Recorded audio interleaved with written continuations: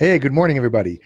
This is not going to be a very long message. I've got to take off here in a few, probably about 30, 35 minutes or so.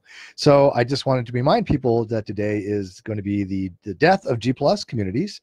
Yes, all the communities on G Plus, all the ones that have hundreds of thousands of people that have subscribed to them and have been members, is supposedly all going away today, April 2nd. It hasn't happened yet.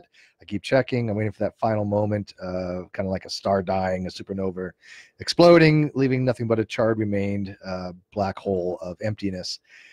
We were on for many years on the G Plus, the Great Debate community. Had a lot of great times, a lot of great members. Had some not so good shit that went down as well, but a lot of that's in the past. We've moved on. We've rebuilt. We have a continuation that is moving on towards bigger and better things, even though I don't do a lot with the GDC any longer because of obviously the time and investment in non sequitur, because a lot of things that I had envisioned for the Great Debate community kind of got migrated over to non sequitur show. So I integrated a lot of my ideas with Kyle's ideas to kind of get that show started, and that's kind of the precursor of the of non sequitur show. Is that, you know, Kyle liked the stuff I was doing on my channel. He liked the Great Debate community. He liked the arguments and the discussions, and he said, "Hey, why don't we have a podcast?" And over 500,000 downloads later on just iTunes, by the way. It doesn't include Stitcher, Spreaker, FM radio, and a few other sources we're on. So we have a lot of downloads. Here we are. So I want to still continue the GDC.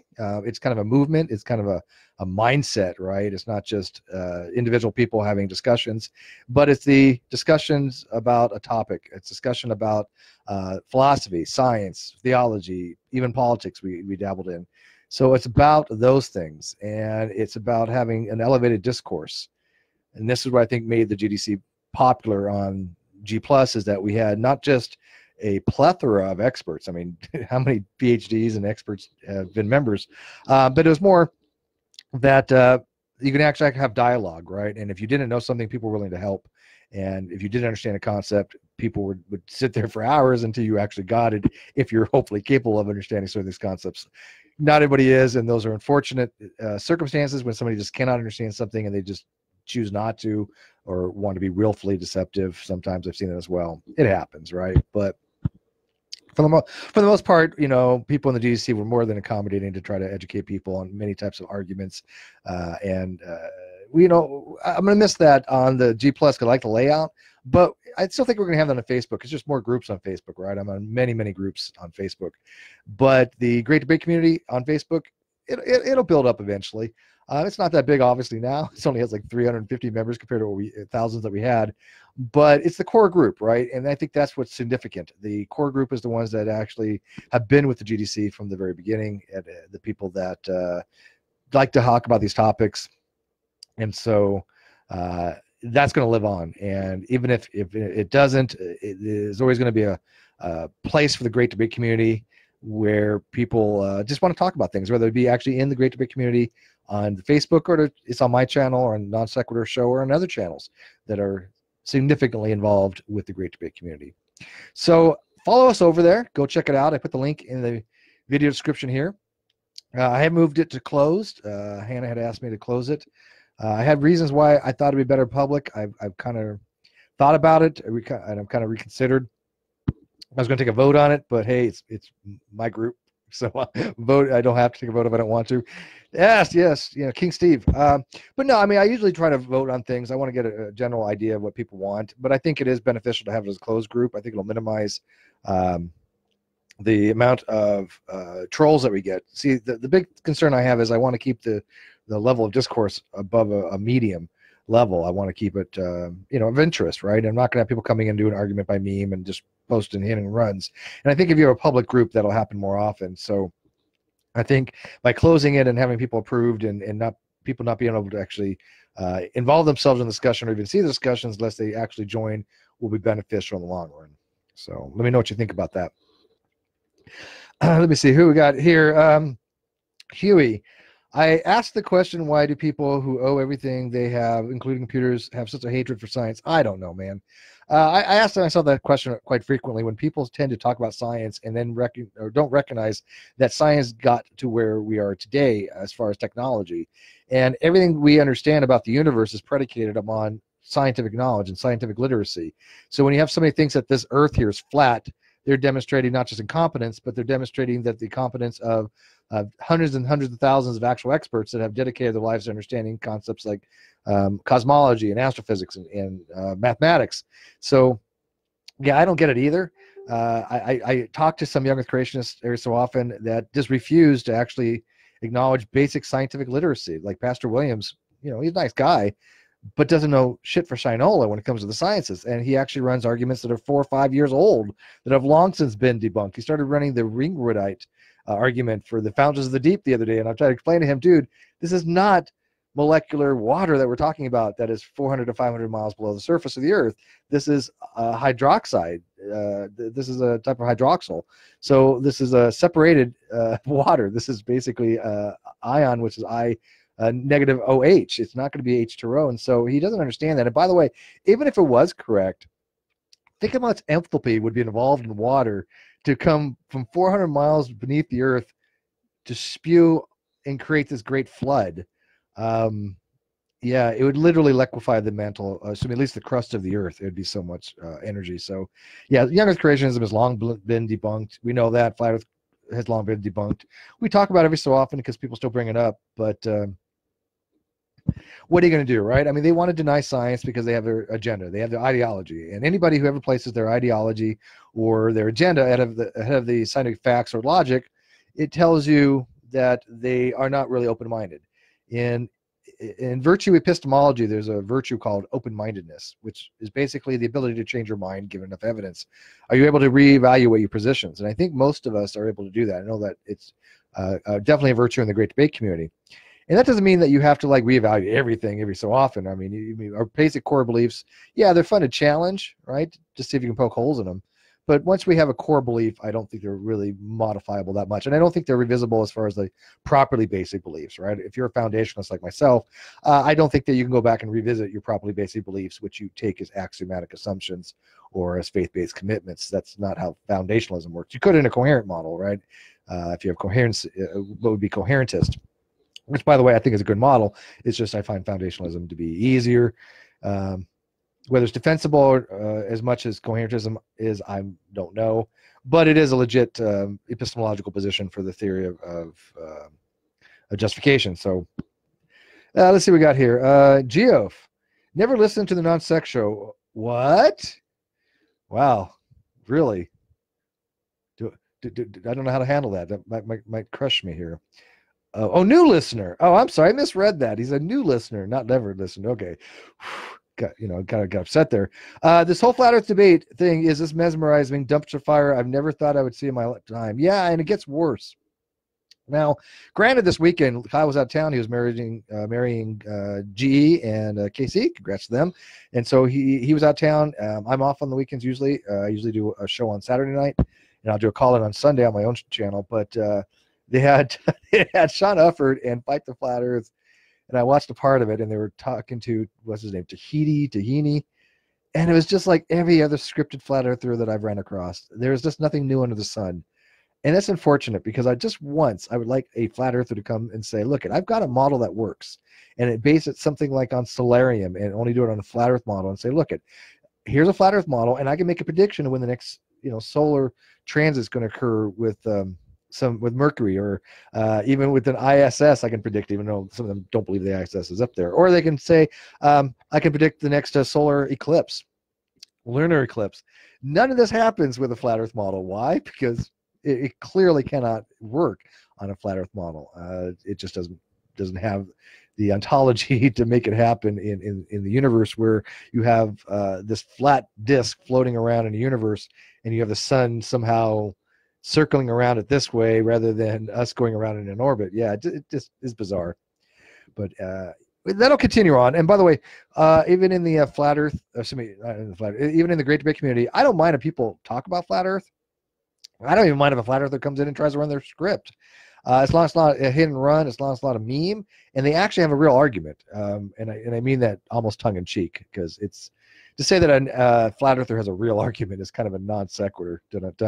But at least I'll give it a shot, right? And the reason I'm okay with that is not because I think that we're giving the flat earthers a platform. is in the hope, the slim hope, that one of them will change their mind, or that other people see it and realize that it's bunk, right? So I've had people change their minds. I've had people leave Young Earth Creationism because of my videos and my arguments. I've had people leave Flat Earth because of our videos and our arguments. So it can happen.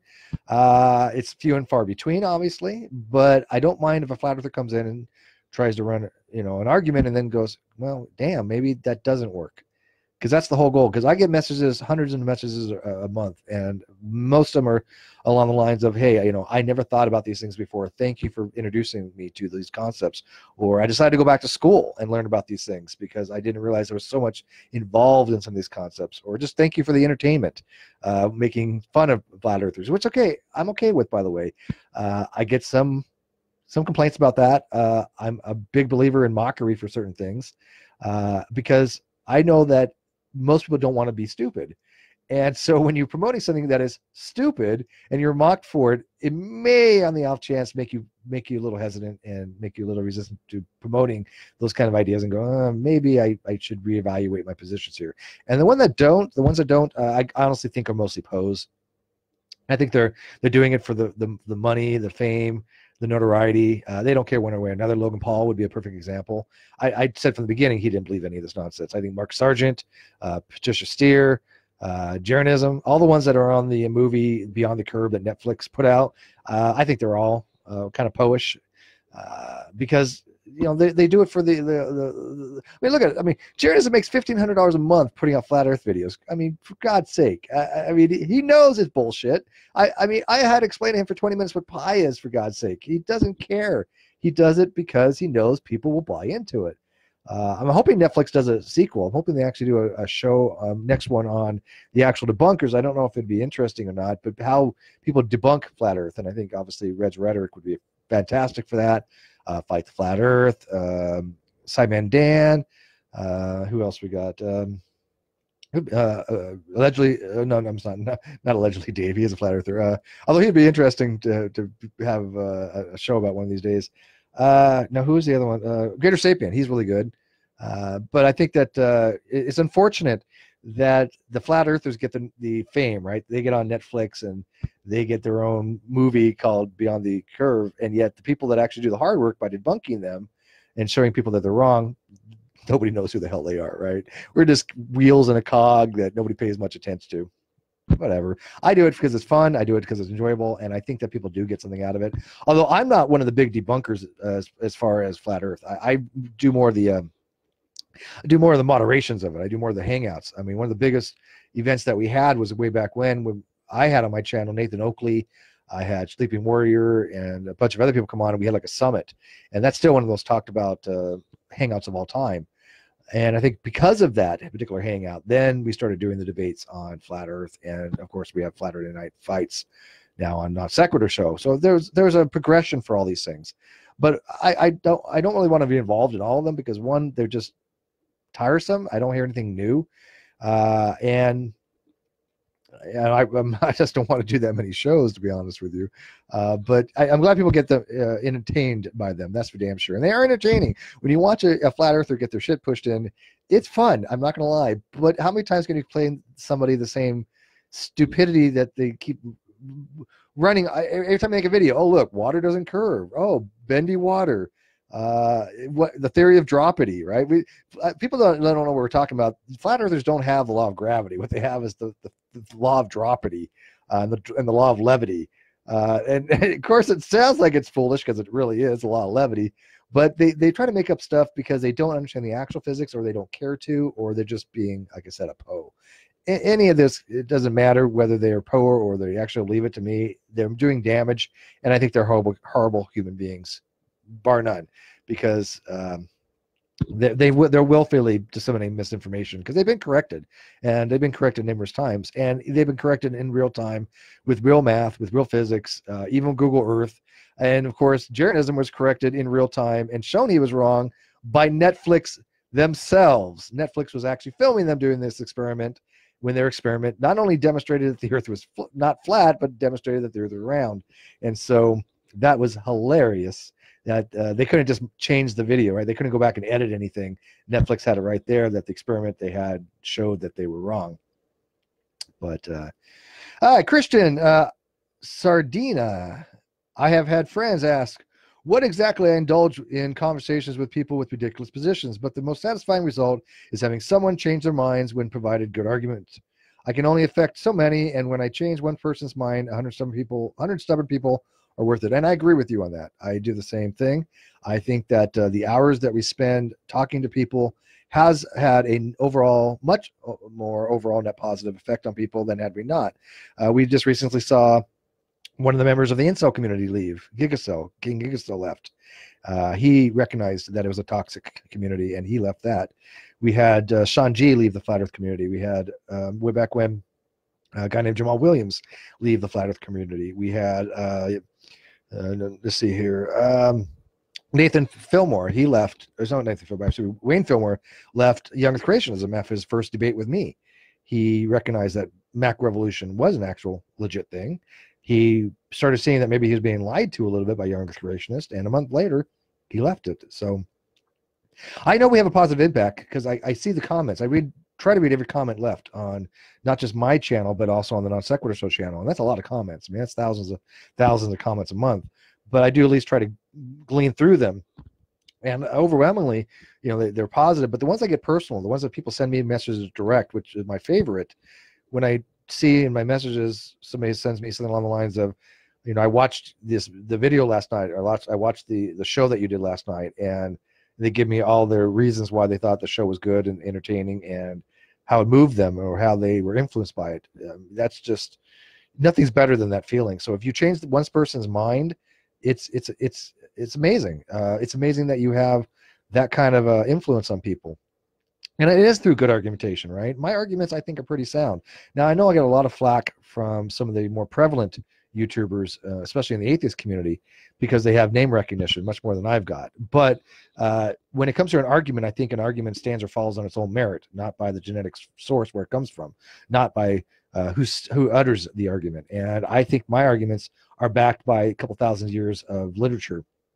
I think it's backed by sound epistemological approaches, and I think it's backed by just basic logic. So I don't mind when people will message me and say, and it happens quite frequently, hey Steve, can you kind of explain to me a little bit more detail some of the things you're arguing, because I've heard this and I've heard that, and this doesn't make much sense to me, and I'm happy to do so. And they go, wow, that actually makes a lot more sense now. I get it.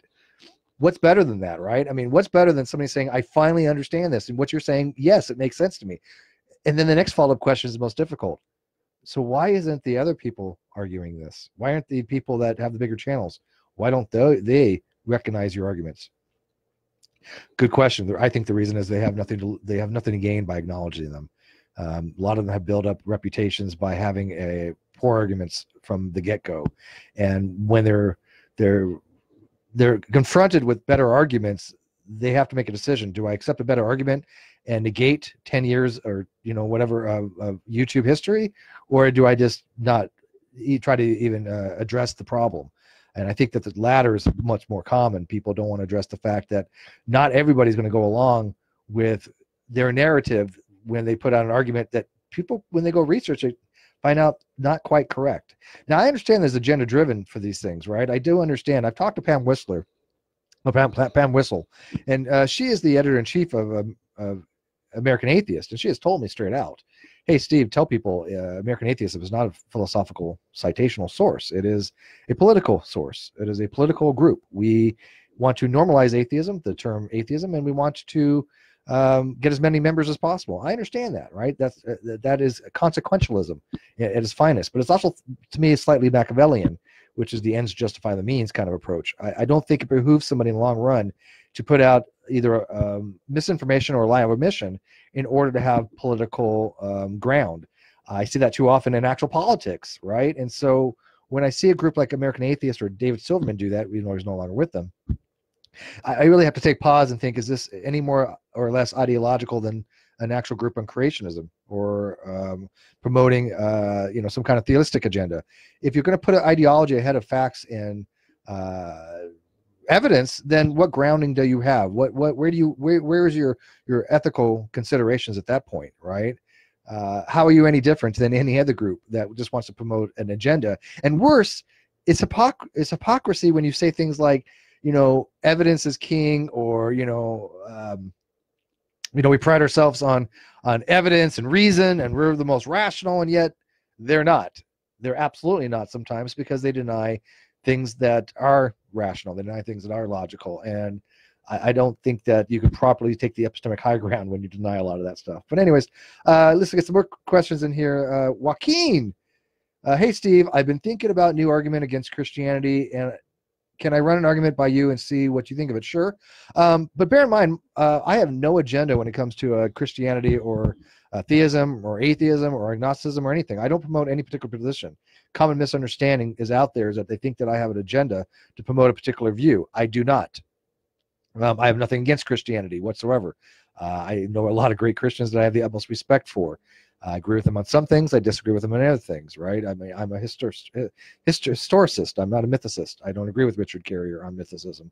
Most people I know don't. In fact, I think there's only 2 scholars on the planet that actually agree with them. But that's fine. People can disagree on certain things like that. But I'm not arguing against Christianity. I'm not arguing for atheism. But if you have an argument that you think is legit as far as logical, yeah, I'd be happy to look at it. Although keep in mind, though, I'm not an expert in these things. I am just your average run-of-the-mill layperson that has read a lot about these topics, or at least for me, that I've read a lot, because I never would have read about this stuff 6 years ago. That's for damn sure. Trust me. But yeah, I'll take a look at it. Joaquin, again, maybe it's not new argument, but I don't hear people using it. I want to know if it's because it's relatively unknown, or maybe because it's dumb. Well, I don't think any argument is dumb the first time you run it, right? If you have an argument and it's poor, if you do an inductive argument, it's not cogent, you just don't run it again, or you try to fix it, right? I don't mind people floating trial arguments. I do that all the time. I used to do it on the GDC quite often. And now people go, Steve, maybe you should try it this way, maybe word it this way. And I would bolster my arguments that way. I'd shore up the problems, right? That's how you get a better argument. And if it's just foobar, then you go, you know what? Yeah, you know what? Forget that argument. I don't know what the hell I was thinking. Nothing wrong with that. I think people are scared to make new arguments because they think that this can make them look foolish or make them look stupid. And I disagree. I don't think it will. I think that if you are honestly trying to make an argument for something and you just don't know how to phrase it, then you say something along the lines of, look, I kind of know where I want to going in this, and I know this isn't working too well. I know maybe the logic's not valid as far as the validity, or I know it's not sound. The premises may not be true, but I kind of have a direction where I'm going. There are people willing to help you. They've helped me with them. So I don't think there's a problem by doing that. Don't be afraid to put forth new arguments, because people are tired of hearing the same arguments. One of the reasons why I at least have some notoriety on YouTube, or at least some minor popularity, and I mean minor, is only because I have some novel approaches to things. I've taken other people's arguments and I've refined them, and I've modified them, and I've created some novel ones. And people can agree or disagree with them, that's fine, but at least they're new. Like my proof that I use to show that all atheists have a burden of proof, even if you have a lack of belief position, even if you are in the negative case of atheism, I maintain requires some kind of burden of proof, burden for justification, because it's withholding assent. And when you withhold assent or denial of the proposition, you have to have reasons for this, right? You have to have reasons for why you hold a position and why you don't accept something. If I say, hey, I exist, and you say, well, I don't believe you, Steve, I'm going to take that as an irrational position, unless you can rationalize it by having reasons why you refuse to affirm, my premise or my position that I exist, right? That's your burden of proof. That is your burden of justification of why you hold that particular position if you don't believe. And people can say, well, not believing is not a belief. Well, that's true, but it's still a second order of belief that's attached to it. In what's called doxastic logic, a normal reasoner is somebody who believes that they believe P. So if I believe P, you would believe that you believe P. And yes, I get there's an infinite regress problem there, right? You believe that you believe. But the thing with that is called the problem of inferential justification, of how do you justify a belief on a belief on a belief. And there's ways around that for foundationalism, or it's called infinitism. But whether you can have that problem of inferential justification or not, or the dilemma of inferential justification or not, doesn't matter. It still is, to be a normal reasoner in doxastic logic, you do believe that you believe. So I hold that as well, that you believe that you don't believe, right? I would think it would make no sense to say, I don't believe, but I don't believe that I don't believe. What would that even mean? Now I've got some epistemologists listening. They're A, they're going, yeah, I kind of agree with that, or they're pulling their hair out and going, what the hell is Steve talking about? Is he high again or something? By the way, I don't get high, although I'm going to one of these days, maybe on live air, just because it's legal in California now, and I look like a hippie. Yes, people. Yes, my friends in India. I became a long hair hippie freaky people. One of these days. But yeah, no, I hopefully that the people that are experts in these things kind of tend to hope they think it makes sense. But anyways, let's see what we got here. Joaquin, how do I join this chat, Steve? Well, this is not an open mic. You can't. This is a direct stream. When I run through Zoom, you'll be able to. So next time. You've got some epic shirts, Steve. This is actually a sweater, but thank you. Did you guys watch the debate that Jim Majors and James from Modern Day Debate had on April Fool's Day? They were debating who's sexier, Kyle or me, and they went out of their way to really make it a legit style debate. The homework they did was impressive. They stalked our Facebook pages. They did like creative photoshopping, and they made some really good arguments. I'm like, holy crap, that's my life. People debating on who's sexier, Kyle and me. Granted, I think there's a different style to be had there. I'm hoping more I pick up the sapiosexuals, but whatever. Plus Kyle's gay, so women that like him, hey, you're shit out of luck. You should try smoking hemp. Nah, not my thing. Like I said, I barely even drink. I drink more water than anything else, believe it or not. This is what my drink of choice. I don't even drink that much tea. I used to love tea, but it's really hard on the kidneys. So if anything, I just drink water. Jim Majors is no longer the CEO of Atheist Republic. No, he has stepped down from that position, but he used to be the CEO of Atheist Republic. Yeah. Ronnie, what's up, Ronnie, my bud? He says, I agree on the burden of proof atheist explanation. Just saying I don't agree with you with no explanation why just ends the conversation. Exactly. See, I have this thing that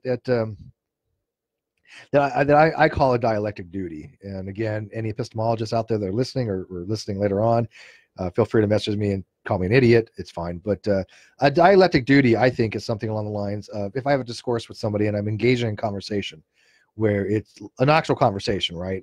Then I think that you have a duty to explain your position to somebody, not just if you're going to give them a burden of persuasion, right? Not just if you want to change their position, right? I may not want to change their position, but I may want to rationalize why I hold a particular position or don't hold a particular position. I call that a dialectic duty to tell you why I've with not affirming assent to your claim or to your proposition.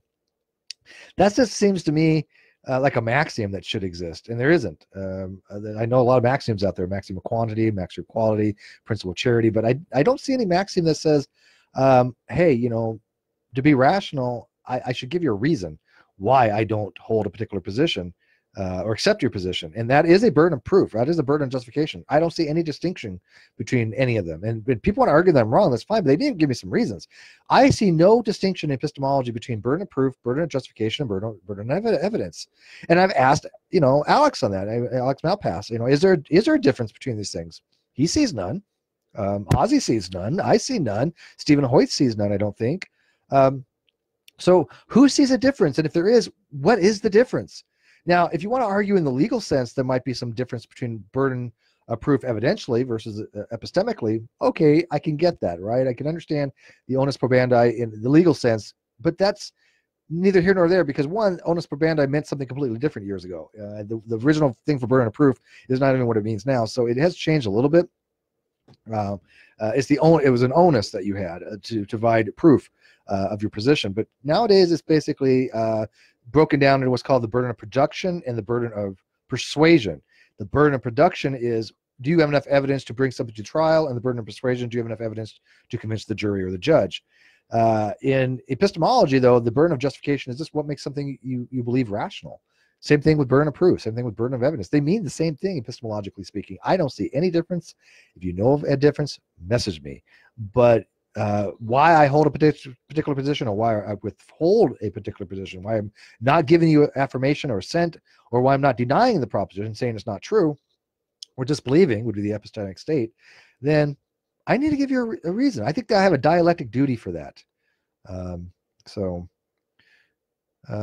Ronnie, exactly. If both interlocutors are legitimately using a principle of charity approaches and legit search for truth, not just to win, yes.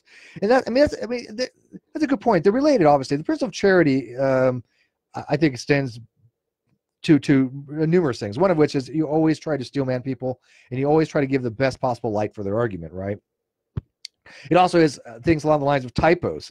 I'll put it under the principle of charity, right? I will have an argument, and I have a great argument. I have one typo. Instead of addressing my argument, they'll adjust the typo. That's not principle of charity. Matter of fact, that makes you an ass.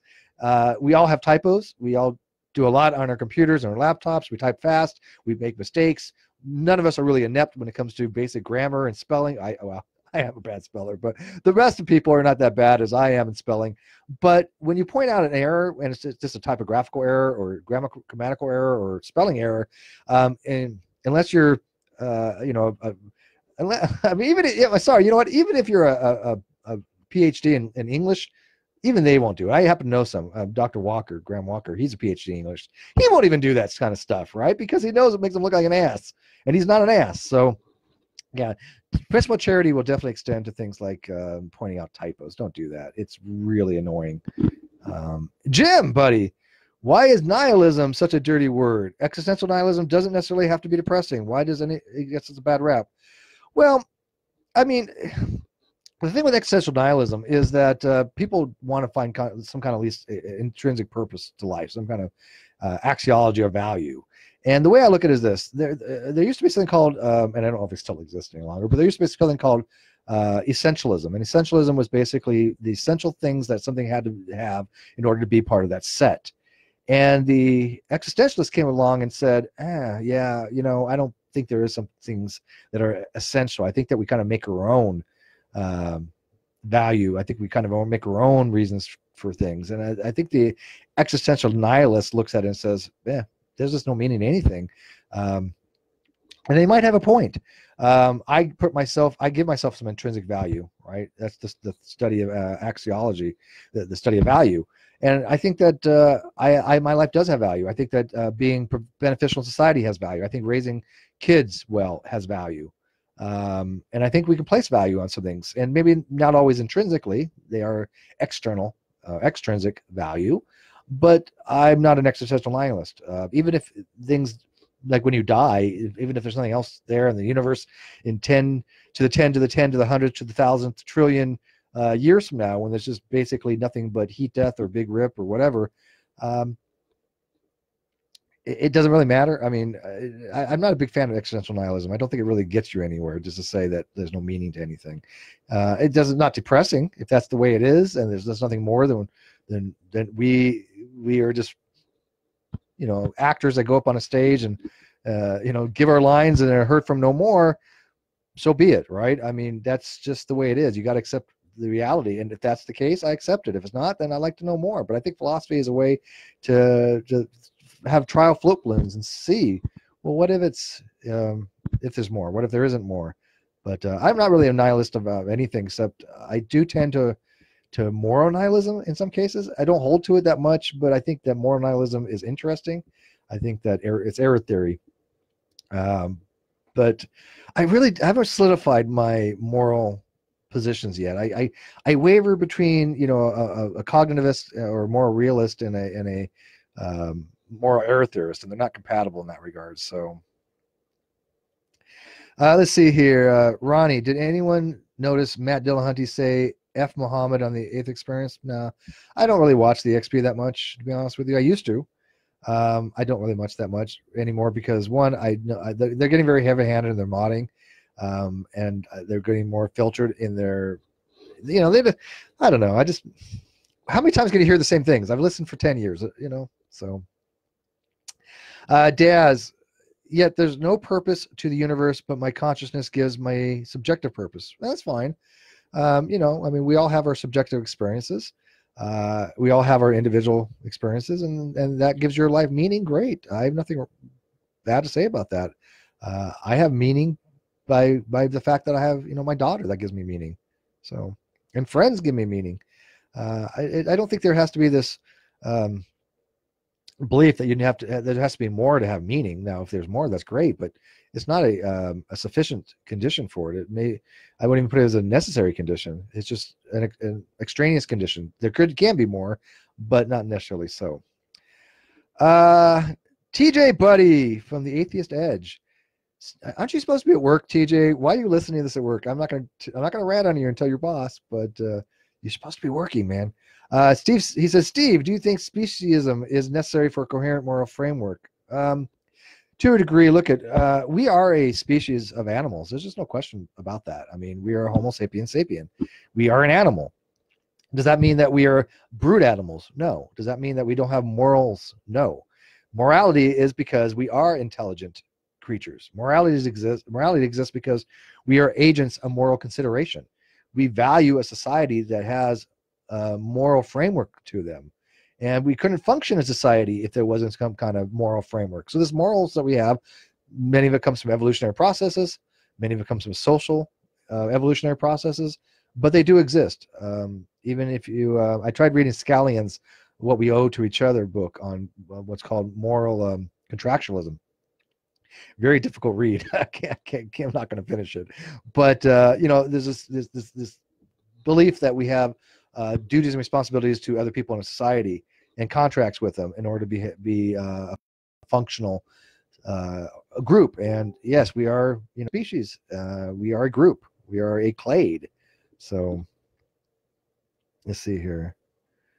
Michael, do you think there is too much emphasis on prescriptive versus descriptive definitions of atheist community? Here's the thing. I think if you start from poor foundations, you build a bad house, right? And I think when a lot of groups out there start telling people that atheism is merely one thing and they don't tell you that it's something else in philosophy, they're building a house of cards from the very beginning, right? And here I'm just going to throw this out there, and you can go verify it later on. Hopefully, maybe one of these days I can get on again with Dr. Jones on NCC Studios, the place, and talk about this, because I firmly believe this, and I think he does as well. But I kind of like to confirm. I don't want to put words in his mouth, but I've talked to Dr. Jones enough to think that this is kind of what he would say. But he does say this. He said it back in the 70s, and he said it ever since, that words don't have intrinsic meaning; they have usages, and that's absolutely true. But a dictionary doesn't define words. There used to be descriptive dictionaries, and there might still be around, but for the most part, things like Merriam-Webster and Oxford, and we have a PhD in English that was listening earlier. Maybe he still is. But dictionaries don't define words. They don't tell you what a word is to be meaning. What it tells you is the uses of the words. So I think people read it backwards. For example, if it says atheist, someone who doesn't believe in God, right? They're putting it backwards. They're saying, hey, I have this property that I don't believe in God, therefore I'm an atheist. But I think they have it backwards. I think this is just a description of this noun, right? This word. So this is the universal descriptor, because all atheists do not believe in God. So it's not like it's a false definition, right? It's not. It's just the definition is lacking. It's called sensu lato versus sensu stricto. And what happens is, that is a necessary condition to be an atheist, is you don't believe in God. But in philosophy, it's not a sufficient condition. The sufficiency would be the belief that God does not exist. And so when people read that and they say, look, I fit this description, therefore I'm an atheist, they have it backwards. They're reading it this way. And I think that you should read a dictionary this way. An atheist, is described as having this property, because they all do, right? All atheists lack a belief. But that doesn't tell you that's sufficient. Right. And so when you define it as more in philosophy, the belief that God does not exist, that has sufficiency, because that includes not believing. So now I have a better descriptor, because now I have atheist, right? What is, and this is more prescriptive in the philosophical source, right? SEP, IEP, any of those sources, I think is generally a more prescriptivist approach, because it's telling you how you ought to read something if you want to understand the literature.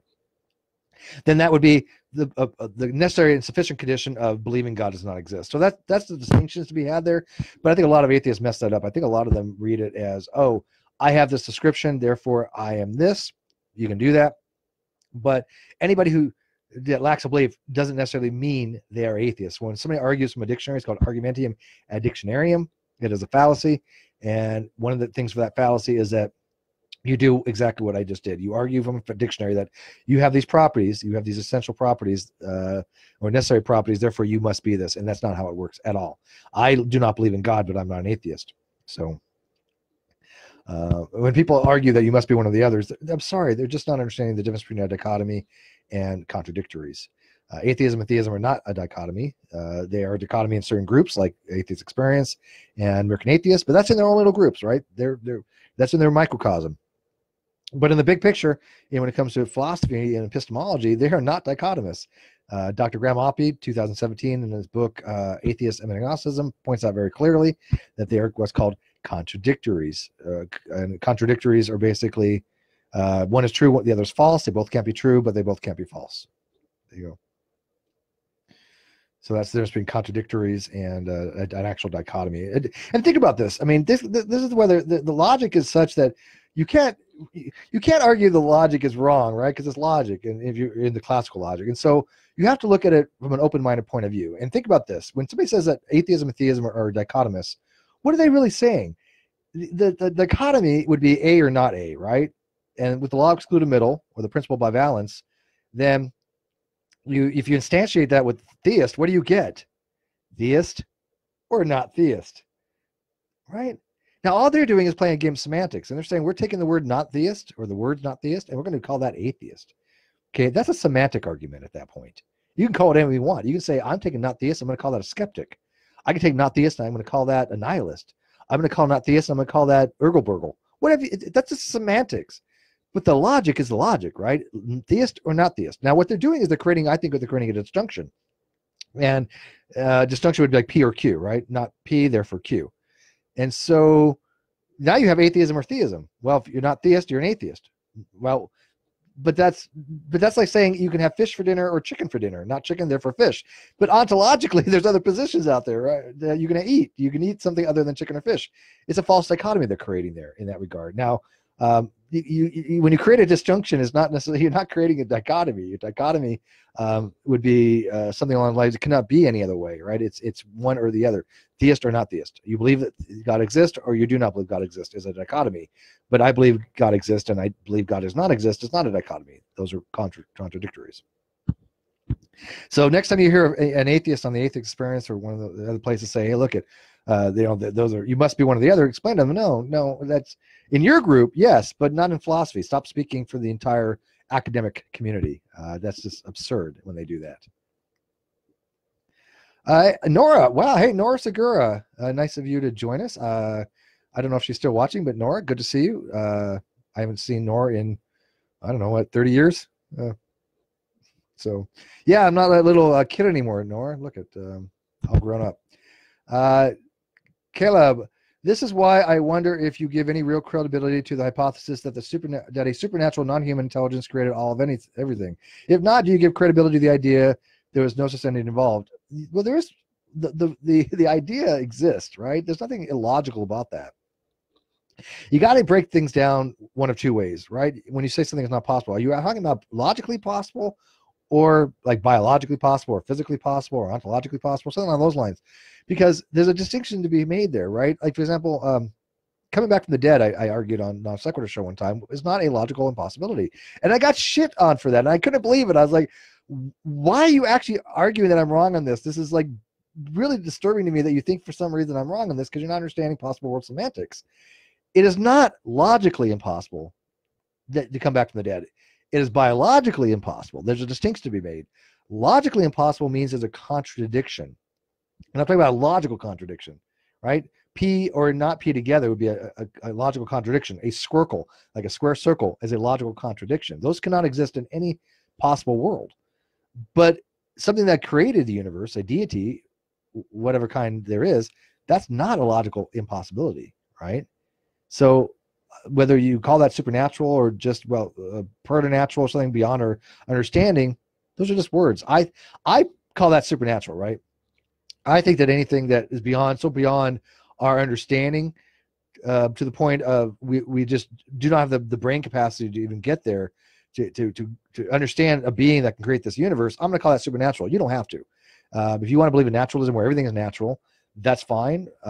But at that point, you have to be a strong atheist as long as you're consistent in your ontology, right? If you say all that exists is natural, you've literally put the position out that there are no gods, at least no supernatural gods. That is by entailment. That's just not by implicature. So let's see here. Christian, Sardina, I would say that is a way of being consistent, assuming you give value to other living things. Yeah, and I think we do. Look, I am not a vegan. I eat meat. I believe that humans are omnivorous. I think that we have to eat meat to survive. I think that as a society, we have starving people that eat, need to eat meat, and I think that we have certain proteins that we only get through eating meat. But I understand ethical veganism, and I do believe that we should execute animals humanely. I don't think we should torture animals, and I don't think we should, have them in unsanitary conditions and inhumane conditions. If that raises the cost of things, I'm okay with that. But I do like some organic stuff better, even. So I think that it's a matter of not so much that we stop eating meat. It is the ethical treatment of animals, because we have a stewardship for them. We are more sapient. We are more moral. Have we're more morals of agents and more considerations, right? I think animals have moral considerations that we have obligated to take care of them, but I don't think that they have animal rights. I don't think they have rights, and I don't think that they have moral agency. I think they understand them. Don't get me wrong. I think they understand the concepts. We've seen animals be altruistic. We've seen animals be revengeful. We've seen animals do some pretty amazing things that you normally would think only a person would do. But that doesn't mean that they actually understand the concept of morality. So I hope that kind of makes sense. Caleb again. I've often wondered, do you think about the idea of the category supernatural may be incoherent? No. Look at you go back to the dichotomy, right? Natural or not natural, right? That has to be a logical consequence of having a set. So I have the set of all things that are natural. There has to be something in theory that could possibly exist that's not in that set, right? Doesn't mean that it does. That could be an empty set. The set of all non-natural things could be empty, could be a null set, but it has to exist by necessity if you have a set of natural things, right? There has to be that possibility that any element of this set is in this set. That's the way I look at it. So it's not incoherent. You don't know whether you can place something in that set or not, right? What properties are you assigning it to say it is no longer natural? It is now in the set of non-natural. People may argue that everything exists, even if God exists, it would be considered natural. I don't think that's very conducive to having a discussion, because now you basically have taken something that, again, we would normally not see in our day-to-day lives, right? Something that's so beyond our comprehension, and you've just trivialized it to the point of just calling it natural. I think we have these distinctions for a reason. I think we have these arbitrary distinctions for a reason. There's no line of demarcation between supernatural and natural, right? So I think they're useful fictions, even if they don't exist, because they give us an understanding of how to talk about a certain topic without throwing into that naturalist category. And I'm not an ontological or philosophical naturalist. I am a methodological naturalist, and I think most people generally are, unless you're into the hardcore sciences. Some of them do tend to philosophical naturalism, but not all of them by any means. All right, so what else you got for me? This has gone on a lot longer than I expected. Can't believe people are actually watching this. So who stuck around and who didn't? Who's still here? Let me know. And who just came by and said hi and left, or who didn't even say hi. I saw a lot of names come up, but they probably said, Steve's rambling again. I'm not going to stick around for this. Plus, I want to get an idea of the time delay. So if you've heard what I said, let me know in the comment there. I'm seeing a lot of likes and things, but comment if you're still here. And I'll give it a few more minutes. And like I said, anything else you want to talk about? We are having Arn on tonight again. Arn Raw is going to be having a discussion with, I think, Standing for Truth or Raw Meat. I'm not sure. It says Standing for Truth, but Standing for Truth backed out last time, so I don't know what to make of it. We'll wait and see, I guess, right? Your rambles entertain me. Thank you. I try to do that. And I'm not even on caffeine today. It's just pure water today, so. I do find words like the three omnis to be kind of incoherent. No, the omnis aren't really incoherent. There are problems obviously with the omnis when it comes to evil, right? The logical problem of evil. If you have a deity that's omnibenevolent, omnipotent, and omniscient, that has the power to fix things and the knowledge that these evils exist, why doesn't he? That is a logical problem, because that what it is that logical framework is not consistent. None of those properties can be true, or premises can be true at the same time, and that means it's logically inconsistent, which is a huge problem on the logical problem of evil. But the way around it is that the omnis may not be exactly like they were posited many years ago. I think the what was called the principle of eternal verities kind of modified that a little bit and said, okay, well, yeah, God isn't, if he exists, isn't omnipotent. Omnipotent in the sense that he can do whatever the hell he wants. He's omnipotent is that he can only do that which is logically possible. Because they would posit that it wouldn't make sense to have a logical being doing illogical things. That's a contradiction. And so you don't want to have contradictions in your theology, I guess. And for example, like asking God to lift a rock so heavy, or make a rock so heavy that he can't lift it, you're asking God to fail. And if it's an all-powerful being, you can't ask an all-powerful being to fail. But it's sensible, right? It's not illogical. Caleb says, to be fair, I do consider myself an ontological naturalist, atheist here. Well, yeah, and if you're an ontological naturalist, then you would hold to the belief that gods don't exist, right? You would be an atheist in the strong case, that's called. Caleb, thanks very much, Steve. You made my lunch fantastic. I appreciate that. And thanks for listening, guys. And thanks for watching the Non Sequitur Show and making it what it is. I mean, we're not growing as fast as some of the other channels. We have channels that I've been on that are, 100,000, 150,000, 300,000. We've had channels that, have 1 million subs. We haven't gotten there yet. It's okay. At least we are known. At least we have name recognition. And even the baby channels that we help foster, like Digital Hammurabi, they're doing great, right? We've had some other channels that we've helped foster a little bit.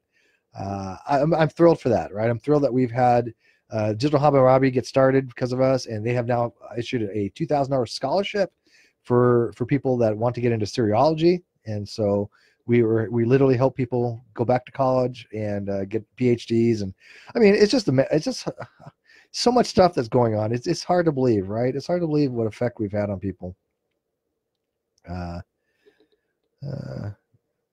Most apologists go with maximally powerful now. Yeah, they call them the great making properties, TJ. The great making properties would be the omnipotent and maximally powerful. That Anselm would have said something along the lines of that which can be nothing greater can be conceived. So Joshua, okay, I misjudged you, Steve. You're doing society a good service. Well, thank you. What's funny is when people actually come watch my channel and they watch the Non Sequitur Show and they listen to me on Facebook and on other sources, they tend to go, okay, who are you and where's Steve? Because they have this narrative when people promote things that are just not true about me, when people make videos about me that are not true, or they go on other people's channels and they say things about me that are absolutely bullshit. And so, I can't address every negative thing that comes down the pike. There's 100 videos on YouTube of, people bitching about me. And some of them are actually entertaining. I got to admit, and I do watch those. Mr. Cheswick has actually done a song called Dan and the Moon, where he sings a song about flat Earth, because there's a flat earther bitching about Simon Dan, Neil deGrasse Tyson, Bill Nye, and me, and a few other people. So I'm very flattered to be in that category. And he did a real good job. Those videos, I think, are amazing in production value. But the other ones, you just want to bitch that my arguments are wrong and people think that my logic's wrong, or I'm just a bad, evil person. What are you going to do, man? It is YouTube. It is the internet. Nobody is going to have 100% popularity, right? Nobody's going to have 100% likes. You're always going to have people that don't like you, and those are going to be people that disagree with you, because if you didn't, you wouldn't have a channel, because you have to have some kind of controversy. You have to have some kind of antithesis to your beliefs, right? And that's what we enjoy. This was the whole thing with the Great Debate community, is not everybody agreed. And we would suss out things, and changing people's positions was fun. And we're going to continue with that on Facebook. So please can join the Great Debate community on Facebook, and hope to see you over there. Christian, do you know the militant? Are you talking about the militant agnostic on Twitter? Do you know him? There is a guy named the Militant Agnostic. He and I don't see eye to eye on many things. He actually is a legit PhD, believe it or not. So he's not like he's uneducated by any stretch of imagination. But he thinks that because I'm the Pope of agnosticism, I should take Huxley's version of agnosticism, and I don't. And he finds that I'm just. He basically says that Huxley would be rolling over in his grave, and who am I to change Huxley's work? And I keep on explaining to him, look, I'm not changing Huxley's work. I've read Huxley. I don't agree with him on a few things. I don't agree with it as a normative epistemic principle. I realize why he created agnosticism. I know the story behind it. I get it. But to me, as a normative epistemic principle, it's way too much like logical positivism and verificationism, which I think is self-refuting, and or very too much heavy into evidentialism and empiricism, which I don't think is the proper way to go. I think that you can justify things pragmatically and prudentially rather than diving into evidentialism. So I'm a non-evident. Well, I would say a moderate evidentialist. Yeah, I used to call myself a non-evidentialist, but I think I modified my position when I learned more and said, oh, you know what? There is a position called moderate evidentialism. I think that more fits me. But I definitely think that if you just live your life with empiricism, and that whatever is true is something that we have to prove to exist or prove to be the case in logical positivism, anything that's cognitive meaning is something that we can prove propositionally. I don't think that holds. I think verificationism, self-refuting, because how do you verify verificationism, right? It's circular, and I don't think that empiricism isn't necessarily the only way to acquire knowledge by any stretch of imagination. I think we can have very rational arguments using rationalism, and I think that you need to kind of combine both empiricism and rationalism. So I know I'm kind of starting to sound like a real philosophical kind of guy, right? I don't know. I think it's the beard. It's definitely the beard. I notice as the beard gets wider and longer, that's how I can gauge my philosophical discourse.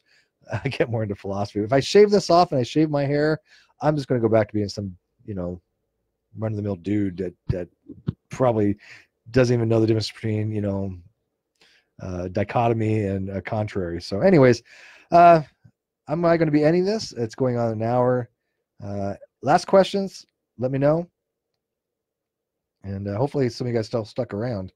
It says I got 10, which isn't bad, I guess. But go join the Great Debate community on Facebook. And like I said, we'll see you on the Non Sequitur show tonight with Aaron Ra versus Standing for Truth. Boy, what could go wrong there? Actually, you guys want to make a bet? Put in the comment section. Let me know if you think Standing for Truth is actually going to show, because I think that is who's actually supposed to be there tonight. I thought it was Raw Meat, the guy we had last time on, who just didn't know anything. Standing for Truth knows a little bit about the topic, but he gets everything wrong. Yep, right here. Aaron Ra versus Standing for Truth, Tuesday Sunday School, round 1 tonight. Wow. I don't even know what to expect. But I'll put in the video description in the comment there, and I will see you guys tonight. Good night.